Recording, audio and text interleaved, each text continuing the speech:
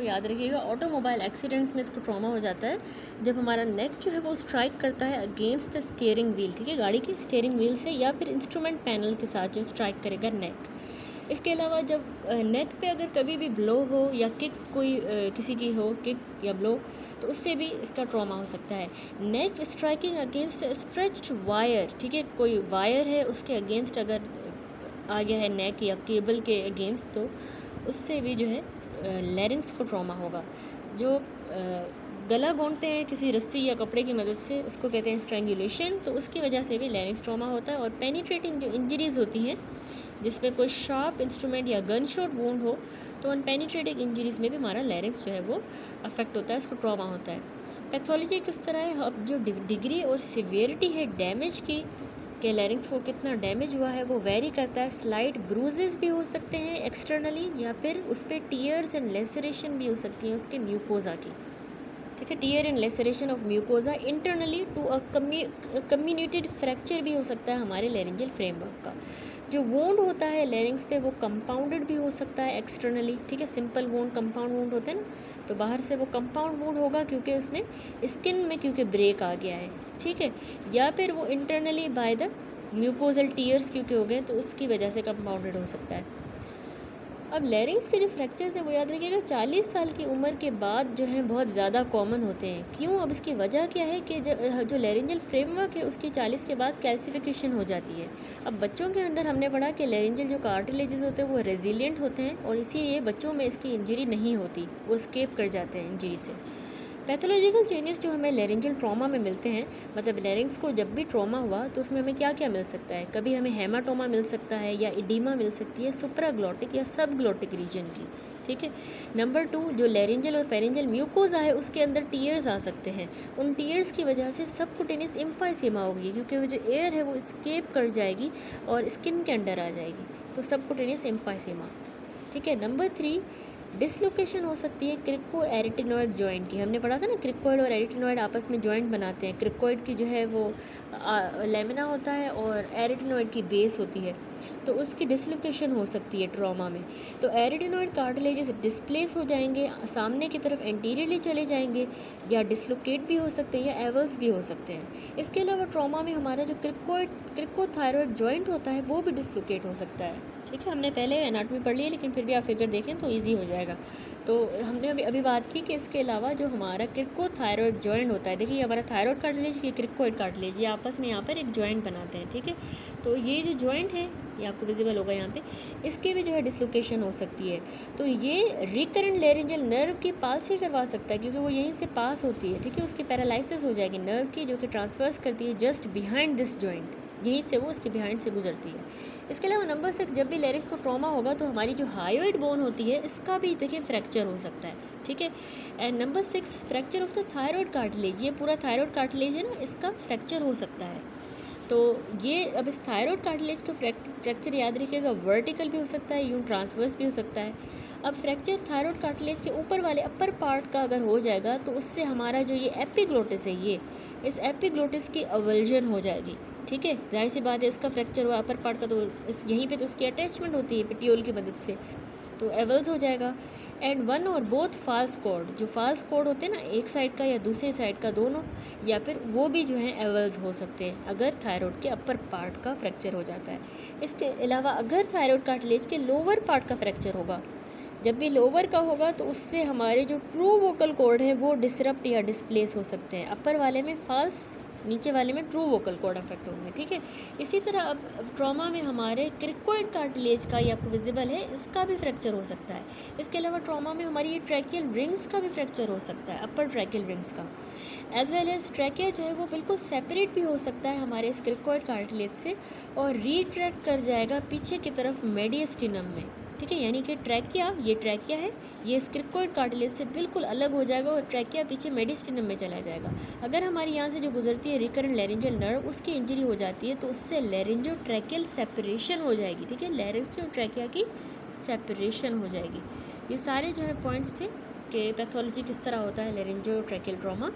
अब clinical feature, अब trauma हो गया पेशेंट को, कोई भी ये जो सारे डिस्कस किए। अब सिम्टम क्या होंगे पेशेंट को इंजरी के बाद? तो लेरिंजोट्रैकियल इंजरी जो है वो वेरी करता है, ग्रेटली डिपेंड करता है कि कौन सा स्ट्रक्चर डैमेज हुआ है और कितनी सीवियरिटी के साथ डैमेज हुआ है। उसमें होता है एक तो रेस्पिरेटरी डिस्ट्रेस हो जाएगा पेशेंट को, ठीक है, सांस लेने में मसला होगा, रेस्पिरेटरी डिस्ट्रेस होगा, क्योंकि यहीं से जो है एयर जाती है आगे लंग्स में। इसके अलावा उसकी वॉइस में चेंज आ जाएगा, यानी क्योंकि लेरिंजल नर्व भी जो है रिकरेंट भी अफेक्ट हो रही है, तो हॉर्सनेस या एफोनिया भी हो सकता है पेशेंट को। स्वेलिंग उसकी बहुत पेनफुल हो जाएगी, याद रखिएगा, पेनफुल स्वेलिंग। और उसके साथ साथ उसके जो है जो भी खाएगा फूड वो एस्पायरेट हो जाएगा, लंग्स में जा सकता है फूड, एस्पायरेशन हो सकती है। और ट्रॉमा हुआ तो जाहिर सी बात है लोकली पेन भी होगा लेरिंग्स में, ठीक है, ज़्यादातर वो बात करने पे पेन होगा या फिर खाना खाने पे स्वेलो करने पर पेन होगा। हेमोप्टाइसिस यानी जो है खून की मतलब उल्टी आएगी।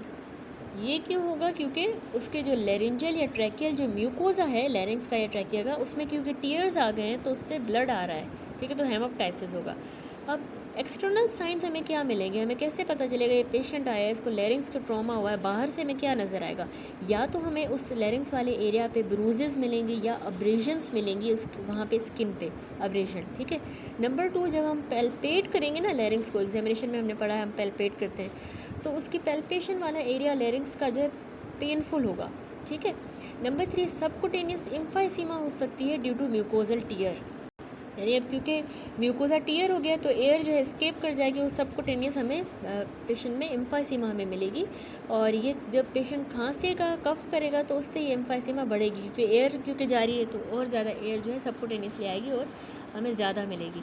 नंबर 4, हमें एक्सटर्नली जो है पेशेंट की जो ये थायराइड प्रोमिनेंस होती है ना, ये हमें फ्लैटन नज़र आएगी, और इसका जो कंटूर होता है एंटीरियर सर्वाइकल रीजन का वो भी हमें बिल्कुल फ्लैटन नज़र आएगा, ठीक है।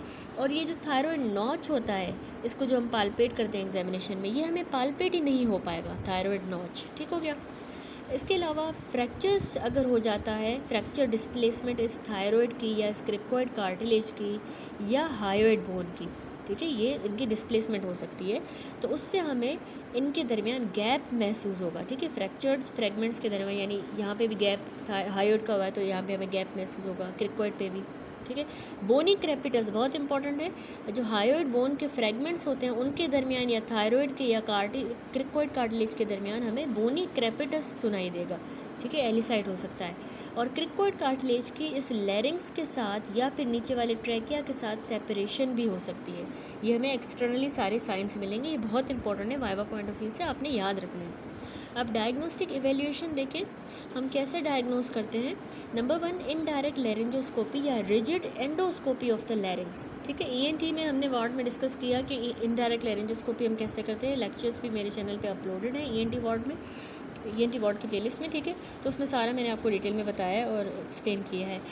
अब इनडायरेक्ट लेरिंजोस्कोपी देखिए, अगर जो है पेशेंट की कंडीशन परमिट करती है तो यही जो है मोस्ट वैल्यूएबल एग्जामिनेशन होती है, इनडायरेक्ट लेरिंजोस्कोपी, ठीक है। इससे क्या होगा कि हमें लोकेशन और डिग्री ऑफ एडिमा कितना हुआ है और किस जगह पे हुआ है वो पता चलेगा, हेमाटोमा कहाँ है, कितना हुआ है, म्यूकोजा में लेसरेशंस कहाँ हुई है, पोस्टीरियर डिस्प्लेसमेंट तो नहीं हो गई एपिग्लोटिस की पीछे की तरफ, और इसके अलावा एक्सपोज जो फ्रेगमेंट्स होते हैं कार्टिलेज के, एसिमेट्री ग्लोटिस की या लेरिंजल इनलेट की एसिमेट्री भी, सब कुछ हमें इस इनडायरेक्ट लेरिंजोस्कोपी पे मिलता है, ठीक है। दूसरा हम डायग्नोस्टिक इवैल्यूएशन में करते हैं flexible laryngoscopy through the nose. ये देखिए बहुत अच्छी सी पिक्चर है जिसमें दिखाया गया है कि फ्लेक्सिबल लेरिंजोस्कोपी नोज़ से जो की जाती है, इससे भी हमें बहुत अच्छी जो है बहुत ज़्यादा इन्फॉर्मेशन मिलती है बनिस्बत डायरेक्ट लेरिंजोस्कोपी के, इसमें ज़्यादा मिलेगी, जो कि पर्सिपिटेट करता है रेस्पिरेटरी डिस्ट्रेस को एंड नीड फॉर ट्रैकियोस्टोमी, ठीक है, कि हमें ट्रैकियोस्टोमी की ज़रूरत है या नहीं, पेशेंट को रेस्पिरेटरी डिस्ट्रेस तो नहीं हो गया ट्रॉमा के बाद। इसमें हमें हेमाटोमा, म्यूकोजा में एडिमा जो हुआ है, कार्टिलेजिस का एक्सपोजर, एरिटिनॉइड एवल्स तो नहीं हो गए, वोकल कॉर्ड डिसलोकेट तो नहीं हो गई या पैरालिसिस तो नहीं हो गई, ठीक है, या एरिटिनॉइड की डिसलोकेशन तो नहीं हो गई, तो ये सारा हमें फ्लेक्सिबल लेरिंजोस्कोपी थ्रू नोज से नज़र आएगा।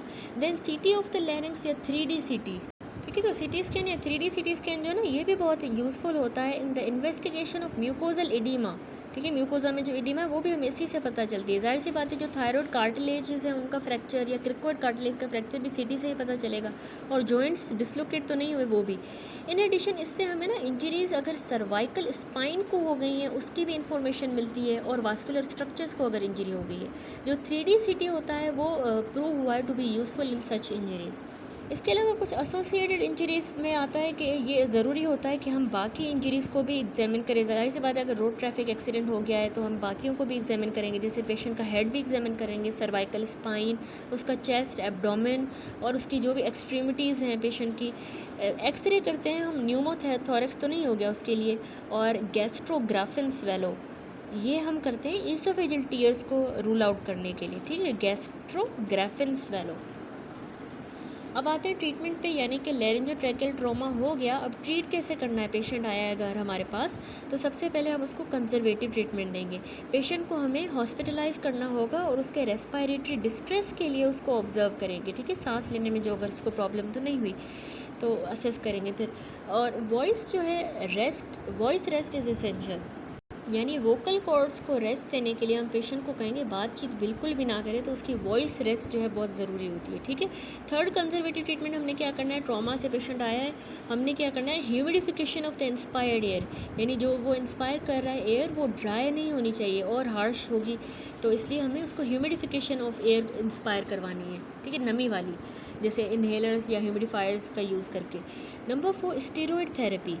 तो स्टेरॉइड थेरेपी जो है इमीडिएटली जल्द से जल्द हम स्टार्ट करेंगे और फुल डोज में देंगे, ठीक है। इससे क्या होगा, जो भी इडीमा है और हेमाटोमा वगैरह बन गया है तो वो रिजॉल्व हो जाएगा और स्कारिंग और स्टीनोसिस से पेशेंट बच जाएगा, ठीक है। नंबर 5 बहुत इंपॉर्टेंट, एंटीबायोटिक्स हम देंगे ताकि पेरिकॉन्ड्राइटिस ना हो जाए, inflammation of the cartilage and cartilage की नेक्रोसिस ना हो जाए, उसके लिए हमने एंटीबायोटिक देना है। कंजर्वेटिव हो गया। अब सर्जिकल, ट्रैकियोस्टोमी आपको पता है कि हम एंडोट्रैकियल, देखिए हम एंडोट्रैकियल जो है इंट्यूबेशन करते हैं उन केसेस में, लैरिंजियल ट्रॉमा में, जो कि डिफ़िकल्ट होते हैं और हैज़र्डस होते हैं, पेशेंट को खतरा होता है जिसमें, तो ट्रैकियोस्टोमी जो है प्रेफर की जाती है इस तरह के केसेस में। यानी जो केसेस डिफ़िकल्ट और हैज़र्डस होते हैं उनमें हम एंडोट्रैकियल इंट्यूबेशन करेंगे, लेकिन यानी जो डिफ़िकल्ट और हैज़र्डस केसेस होते हैं ना लैरिंग्स के ट्रॉमा के, डिफ़िकल्ट भी हों हैज़र्डस, तो उनमें हमने एंडोट्रैकियल इंट्यूबेशन नहीं करनी होती, क्योंकि जो लैरिंजियल ट्रॉमा वाला पेशेंट आया है तो उसमें एंडोट्रैकियल इंट्यूबेशन करना मुश्किल भी होता है और ख़तरनाक होता है, हैज़र्डस होता है, ठीक है। तो इसलिए हमें ट्रैकियोस्टोमी करनी होती है और प्रेफर हम ट्रैकियोस्टोमी करते हैं, ठीक है। ये देखिए एंडोट्रैकियल इंट्यूबेशन दिखाई गई, ये हम प्रेफर नहीं करेंगे, हम ट्रैकियोस्टोमी करेंगे, ठीक है। ट्रैकिया में जो मेम्ब्रेन में फिर हम लगाते हैं ट्यूब, ठीक है, उसके थ्रू। अगली सर्जरी है ओपन रिडक्शन। अच्छा, ओपन रिडक्शन में क्या होता है, आइडियली जो है ओपन रिडक्शन हम करते हैं 3 से 5 दिनों के बाद, इंजरी हो गई 3 से 5 दिनों के बाद करते हैं, and if possible should not be delayed beyond 10 days, 10 days के बाद जितना डिले नहीं होना चाहिए। तो फ्रैक्चर्स, एक तो फ्रैक्चर अगर हो गया हायोइड बोन का, थायराइड का भी, क्रिकोइड कार्टिलेज का, तो उसको हम वायर कर देते हैं और फिर उसको रिप्लेस कर देते हैं, उनकी अपनी एनाटॉमिक पोजीशन पे वहाँ पे रख देंगे, ठीक है। Mini plates made of titanium can be use for immobilization of the cartilaginous fragment, ताकि वो इमोबिलाइज ना हो, अपनी जगह पे रहें, तो हम टाइटेनियम से बनी हुई मिनी प्लेट्स का भी यूज़ करते हैं। इसके अलावा जब म्यूकोजा में लेसरेशंस हो जाती है ना, उनको कैसे रिपेयर करेंगे, कैट गट, याद रखिएगा, कैट गट, और कोई भी लूज़ जो फ्रेगमेंट है कार्टिलेज का उसको हमने रिमूव कर देना है, जो लूज़ बाहर डिस्प्लेस हो गया है, और म्यूकोजा में जो लेसरेशन है उनको कैट गट की मदद से रिपेयर करेंगे। एपिग्लोटिस जो है उसको एंकर करवाएंगे उसकी अपनी नॉर्मल पोजीशन पे, और अगर वो ऑलरेडी एवल्स है तो फिर उसको हमने निकाल ही देना है, एक्सरसाइज कर देना है एपिग्लोटिस को, ठीक है। हमने चैप्टर के शुरू में भी पढ़ा था कि ये इतना एसेंशियल नहीं होता, हम इसके बगैर भी लिटिल एस्पायरेशन के साथ भी रह सकते हैं। तो एरिटिनॉइड कार्टिलेजेस की बात करें तो इसको हमने रीपोजिशन करना होता है इनकी नॉर्मल पोजीशन पे, या फिर हम इनको कम्प्लीटली, अगर ये एवल्स हो गए तो निकाल देंगे एरिटिनॉइड्स भी। लैरिंजोट्रैकियल सेपरेशन वाला अगर केस है, लैरिंग्स और ट्रैकिया सेपरेट हो गई है, तो उनमें हमने एंड टू एंड एनास्टोमोसिस करनी होती है। इंटरनल स्प्लिंटेज अगर हो गई है किसी की लैरिंजल स्ट्रक्चर्स की, तो यानी लैरिंजल स्ट्रक्चर्स की हमने इंटरनल स्प्लिंटेज भी करनी होती है, स्प्लिंट लगा के सपोर्ट जो देते हैं हम, ठीक है। तो ये एक स्टेंट होता है लैरिंजल स्टेंट, उसकी मदद से हम करते हैं, या फिर सिलिकॉन ट्यूब होती है जो कि 2 से 6 हफ्तों तक फिर पेशेंट के अंदर ही रखनी होती है लेफ़्ट इनसाइड, ठीक है, ये सिलिकॉन की ट्यूब या लेरेंजल स्टेंट, तो उससे क्या होगा कि इंटरनल स्प्लिंटेज हम देंगे। वेबिंग ऑफ द एंटीरियर कमीशर में भी प्रिवेंटेड बाय सिलास्टिक कील, ठीक है, सिलास्टिक कील की मदद से फिर हम प्रिवेंट कर सकते हैं कि वेबिंग ना हो एंटीरियर कमीशर्स की, ठीक है। ये है वो लेरेंजल कील जो यहाँ पे दिखाई गई है एंटीरियर कमीशर में, उसको प्रिवेंट करने के लिए वेबिंग को। अब कॉम्प्लिकेशंस हैं लास्ट में कि लेरेंजोट्रैकियल ट्रॉमा हो गया। अब कॉम्प्लिकेशंस क्या हो सकती हैं, पेशेंट को लेरेंजल स्टीनोसिस हो सकती है, ठीक है, ल्यूमेन नैरो हो सकता है, तो उससे सुप्राग्लॉटिक, ग्लॉटिक या सब ग्लॉटिक की भी स्टीनोसिस हो सकती है। नंबर 2 पेरिकॉन्ड्राइटिस, ठीक है, उसकी इन्फ्लामेशन कार्टिलेज की और लेरेंजल एब्सेस बन सकती है। नंबर 3 वोकल कॉर्ड्स की पैरालिसिस हो सकती है, ठीक है, पेशेंट के वोकल कॉर्ड बिल्कुल कम्प्लीटली पैरालाइज हो सकते हैं लेरेंजोट्रैकियल ट्रॉमा में। दैट्स इट, अल्हम्दुलिल्लाह ये चैप्टर कंप्लीट हुआ 57। अब नेक्स्ट वीडियो से इंशाल्लाह चैप्टर 58 स्टार्ट करेंगे, acute and chronic inflammations of the लैरिंग्स।